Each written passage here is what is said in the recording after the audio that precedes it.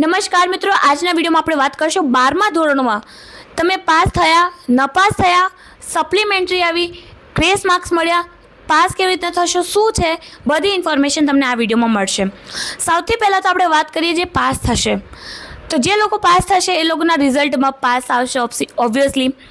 પણ ઘણા લોકોને એવું હોય છે કે ભાઈ મારે આટલા માર્ક્સ આવે છે, આપણે 100માંથી મારે 27 માર્ક્સ આવે છે, એક સબ્જેક્ટમાં 27 આવે છે, બીજામાં પણ 27 આવે છે અને ત્રીજામાં 27 આવે છે। ઓકે, તો શું થશે, તમને 27 આપણે 33 માર્ક્સમાં તમને પાસ થવું જેવું હોય છે, પણ તમે એકમાં તમને સપ્લિમેન્ટરી મળશે, લાઈક માર્ક્સ મળી જશે એમ તો, કેમ કે 1-2 સબ્જેક્ટમાં તમને ગ્રેસ માર્ક્સ મળશે, 5 માર્ક્સનું ગ્રેસ માર્ક્સ મળે છે।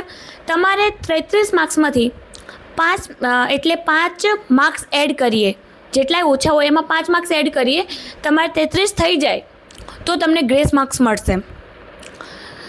કે તમે લાઈક તમારે 28 હોય અને તમને 5 માર્ક્સ મળે તો તમારે 33 થઈ જશે, તો તમને એમાં 5 માર્ક્સનું ગ્રેસ માર્ક્સ મળ્યું, એનાથી વધારે નહીં મળે, 5 માર્ક્સનું ગ્રેસ માર્ક્સ મળશે, એમાં એડ થશે અને તમે એ સબ્જેક્ટમાં પાસ થશો।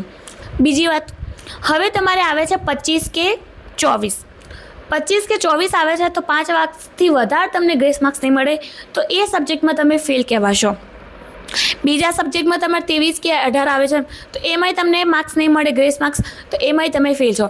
પણ તમને એક સબ્જેક્ટમાં ગ્રેસ માર્ક્સ મળે છે અને 2માં તમે ફેલ છો તોય તમને આખો વર્ષ રિપીટ કરવાની જરૂર નથી, તમે એ જ વર્ષમાં સપ્લિમેન્ટરી આપીને એક્ઝામ પાર કરી શકશો।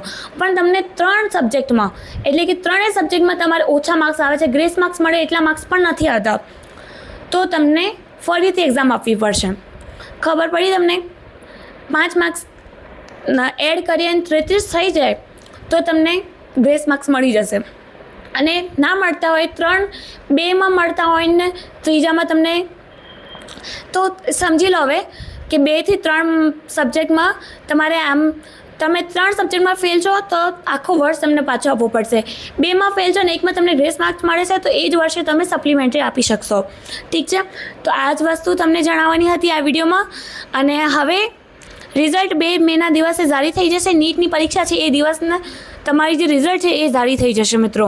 તો ચેનલને સબસ્ક્રાઈબ કરી રાખો, વિડીયો વધારેથી વધારે શેર કરજો, ક્યાં પણ વિડીયો સ્કીપ ના કર્યું હોય તો બહુ સારું, કેમ કે આ ઇન્ફોર્મેશન તમારી માટે જ હતી, અને તમારા મિત્રોને પણ જરૂરથી કહી દેજો કે તમને તો જે લોકો 12માં હશે એ લોકોને ખબર પડી ગઈ હશે કે તમે પાસ છો કે ફેલ છો, તમારે સપ્લિમેન્ટરી આપવાની છે કે નહીં આપવાની બધી ખબર પડી જશે।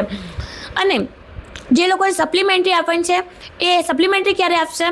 જનવરી કે જુલાઈમાં તમારી એની પરીક્ષા થશે અને તમારે ફરીથી એક એક્ઝામ આપણી, 1માં ફેલ છો તો એક એક્ઝામ આપવાની, 2માં ફેલ છો તો 2 એક્ઝામ આપવાની છે। આ વસ્તુ તમને આજના વિડીયોમાં કહેવાની હતી।